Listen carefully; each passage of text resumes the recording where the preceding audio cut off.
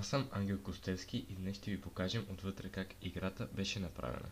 Тя беше специално създадена от мен за учениците от трети клас. По време на часа представих начина на работа на играта и направата й. Малките ученици следваха стъпките, които предварително бях направил за тях. Часът протече по много по-различен начин. На една от нашите машини работеха по двама ученика. Всеки от тях имаше наставник от един от нас, който следеше дали изпълнява стъпките, които аз показвах на дъската, и при нужда им показваше неща, които те не разбират. Сега нека поговорим малко за устройството на самата игра, направена на онлайн приложението Scratch.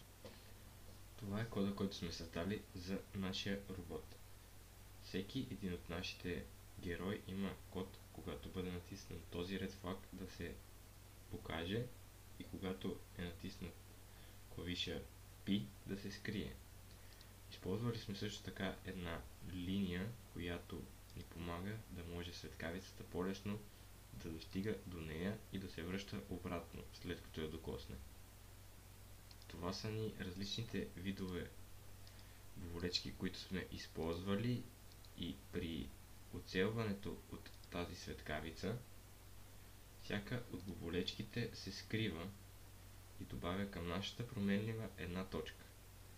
Също така сме използвали различни стейджове, които предварително сме редактирали и написали с името на играта, на които също има код, когато бъде натиснат клавиша Space да се смени с другия бекграунд.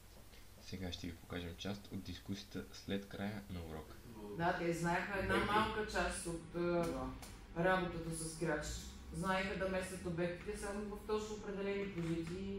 И бързо свикнаха като цяло с по-община работа с Scratch. Там казаха на всеки как се прави, свикнаха бързо. Могат да работят в екип, защото работеха по двама ученика на компютър. И най-интересно, че бяха ангажирани и двете деца. Да. Имаше в играта достатъчно наброй повторения, така че... Той и двете деца искаха, нали, да работят, защото им беше интересно, не беше едното, нали, да работи, другото да гледа. Да. Всички се докоснаха до компютрите. И се получи работа в екип. Да, на кое ги учим ние в училище. Да. Да работите в екип. Макар и малко да се прокрадне във вас По-скоро несигурност, че няма да се справите в ролята си на учители, ментори. В началото да, обаче после като видяхме връзката между нас и децата, се промениха нещата.